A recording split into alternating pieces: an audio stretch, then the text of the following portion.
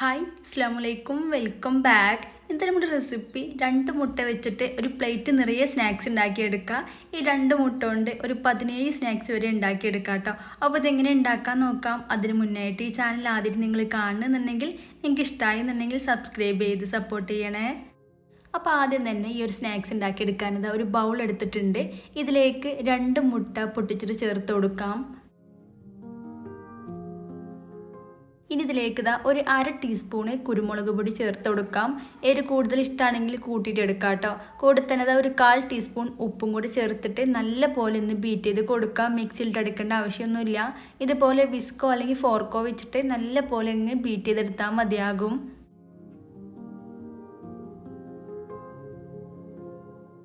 ഇതിപ്പോൾ റെഡി ആയിട്ടുണ്ട്. ഇനി ഒരു പാൻ വെച്ചിട്ടുണ്ട്. എന്നിട്ട് തീ ഓൺ ചെയ്ത് കൊടുക്കുക. നല്ല പോലെ ചൂടാക്കി എടുക്കുക. ഈ ഒരു പാന് നന്നായിട്ട് ചൂടായിട്ട് വന്നാൽ റെഡിയാക്കി വെച്ചിട്ടുള്ള മുട്ടനെ മിക്സ് ഇതുപോലെ ഒരു ടേബിൾ സ്പൂൺ എടുത്തിട്ട് റൗണ്ടിൽ അങ്ങ് ചെറിയ ചെറിയ മുട്ടകളായിട്ട് അങ്ങ് ഫ്രൈ ആക്കിയിട്ട് എടുക്കുക കേട്ടോ. ഇതുപോലെ നമ്മൾ കോരി ഒഴിച്ച ഉടനെ തന്നെ പരത്തി കൊടുക്കുക. ഇല്ലാന്നുണ്ടെങ്കിൽ അതങ്ങ് ഒഴുകിയിട്ട് ഷേപ്പ് ഇല്ലാതെ കിട്ടും കേട്ടോ. അപ്പോൾ ഒഴിച്ച ഉടനെ തന്നെ ഇതുപോലെ റൗണ്ടിൽ അങ്ങ് പരത്തിയെടുത്താൽ മതിയാകും.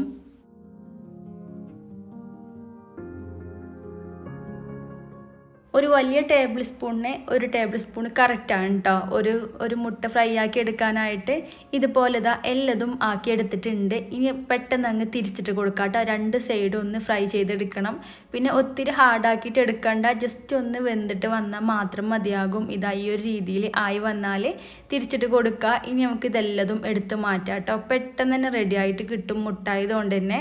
അപ്പോൾ ഫസ്റ്റത്തെ ബാച്ച് റെഡി ആയിട്ടുണ്ട്. അതുപോലെ തന്നെ ഞാൻ രണ്ടാമത്തെ ബാച്ചും റെഡിയാക്കി എടുത്തിട്ടുണ്ട്. ഈ ഒരളവ് വെച്ചിട്ട് 17 എണ്ണം കേട്ടോ എനിക്ക് കിട്ടിയിട്ടുള്ളത്. അപ്പോൾ ഓരോരുത്തർ എടുക്കണ മുട്ടക്കനുസരിച്ച് അങ്ങോട്ടും ഇങ്ങോട്ടൊക്കെ മാറ്റം വരും. ഈ ഒരു തിക്നെസ്സിലാണ് കേട്ടോ ഞാൻ റെഡിയാക്കി എടുത്തിട്ടുള്ളത്. ഇത്രയും തിക്നെസ് വേണം. തീരെ നൈസായിട്ടും വേണ്ട, അധികം തിക്കായിട്ടും വേണ്ട. എല്ലാതും ഇവിടെ റെഡിയാക്കി എടുത്തിട്ടുണ്ട്.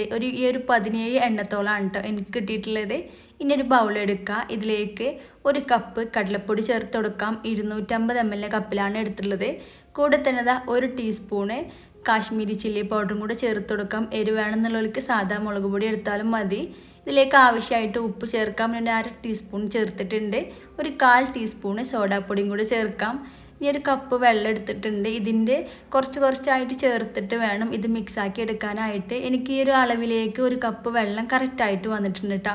അപ്പോൾ ഒന്നിച്ചങ്ങ് ചേർത്ത് കൊടുക്കണ്ട. ഇതുപോലെ കുറച്ച് ചേർത്തിട്ട് നല്ല പോലെ ഇതുപോലെ ഒരു വിസ്ക് വെച്ചിട്ട് അങ്ങ് മിക്സ് ചെയ്ത് കൊടുക്കുക. എന്നിട്ട് ബാക്കിയും കൂടെ ചേർത്ത് കൊടുത്താൽ മതിയാകും.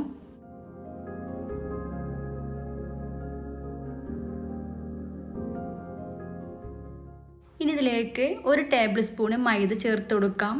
കൂടെ തന്നെ 1/4 കപ്പ് അരിപ്പൊടിയും കൂടെ ചേർത്ത് കൊടുക്കാം. ഏത് അരിപ്പൊടി വേണമെങ്കിലും എടുക്കാം കേട്ടോ. വറുത്തതോ വറുക്കാത്തതോ ഏതായിരുന്നാലും പ്രശ്നമൊന്നുമില്ല.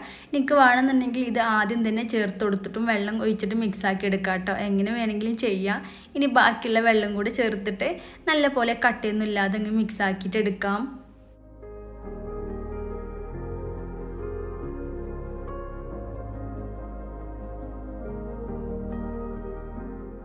ബാറ്റർ റെഡി ആയിട്ടുണ്ട്. ഈ ഒരു തിക്നെസ്സിൽ വേണ്ടിട്ട് കിട്ടാനായിട്ട്. ഒത്തിരി അങ്ങ് തീരെ തിക്കില്ലാതെ വന്നാൽ ഇതങ്ങ് റെഡി ആയിട്ട് വരില്ല. ഇതുപോലെ ഒരു തവിൻ്റെ ബാക്കിൽ ഇങ്ങനെ വരച്ചെടുക്കുമ്പോൾ ഈ ഒരു രീതിയിൽ വേണം കിട്ടാൻ. അപ്പോൾ മാവ് റെഡി ആയിട്ടുണ്ട്. ഇത് ഫ്രൈ ആക്കി എടുക്കുക. നമ്മൾ നേരത്തെ ഫ്രൈ ആക്കി വെച്ചിട്ടുള്ള ഒരു മുട്ട എടുക്കുക. ഈ ഒരു മാവിൽ അങ്ങ് ഡിപ്പ് ചെയ്യുക. എന്നിട്ട് നന്നായിട്ട് ചൂടായിട്ട് വന്നിട്ടുള്ള എണ്ണയിലേക്ക് അങ്ങ് ഇട്ട് കൊടുക്കുക.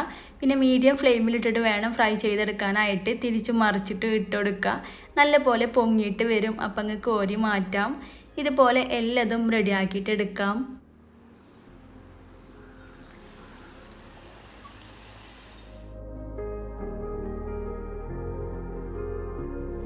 നിങ്ങൾ മാവ് ലൂസായി പോയിട്ടുണ്ടെന്നുണ്ടെങ്കിൽ കുറച്ച് കടലപ്പൊടി ചേർത്തിട്ട് ഒന്ന് ടൈറ്റാക്കി എടുത്താലും മതിയാകും.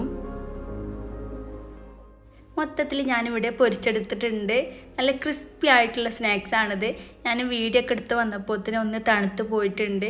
പിന്നെ മുട്ടായതുകൊണ്ട് തന്നെ നല്ല ചൂടോട് കൂടിയിട്ട് കഴിക്കാനാണ് അടിപൊളി ടേസ്റ്റ് ഉണ്ടാകുക. തണുത്താലും കുഴപ്പമൊന്നുമില്ല. പിന്നെ നല്ല എരിവുള്ള ചട്നീൻ്റെ കൂടെ കഴിക്കാൻ അടിപൊളിയാണ്. അപ്പോൾ എല്ലാവരും ഉണ്ടാക്കി നോക്കുക. ഉറപ്പായിട്ടും നിങ്ങൾക്ക് ഇഷ്ടമാവും. പിന്നെ നിങ്ങൾക്ക് ഇഷ്ടമായെങ്കിൽ ലൈക്ക് ചെയ്യുക, ഫ്രണ്ട്സിനും ഫാമിലിക്കും ഷെയർ ചെയ്ത് കൊടുക്കുക. വീണ്ടും ഇതുപോലെ നല്ല അടിപൊളിയായിട്ടുള്ള റെസിപ്പി ആയിട്ട് കാണാം. താങ്ക്